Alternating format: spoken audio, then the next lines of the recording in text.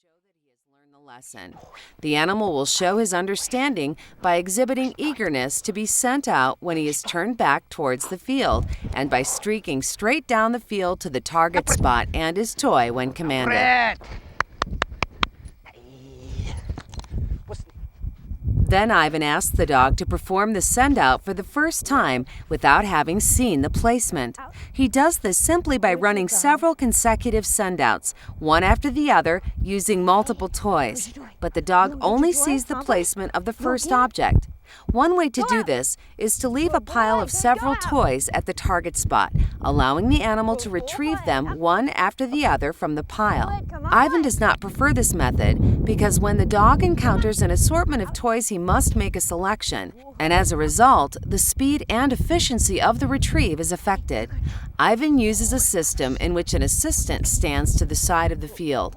While the dog is making its first retrieve and playing with the handler, the assistant quickly places another toy and then leaves.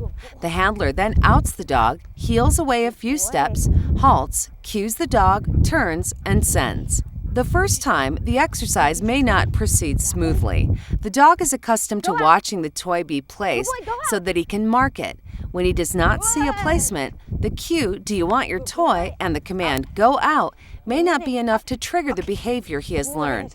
Even more importantly, after the out, the handler retains possession of the first toy, and therefore the dog is likely to be reluctant to leave his handler.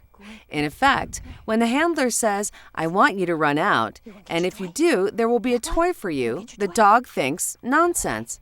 I know that you have the toy." Accordingly, the handler may have to help the dog run out and find the second toy, and the third toy, and the fourth toy, and perhaps more. But soon, the animal will learn to trust his handler's cue. He will learn that, even when he knows that the handler has one or more toys in his possession, even when he can see a toy in the handler's hand, if he responds to the command, "Go out," he will always find reward. Now we're ready to make the critical manipulation.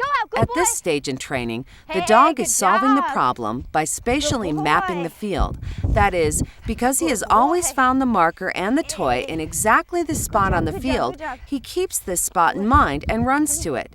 It is likely that he would run to the same spot if he were sent...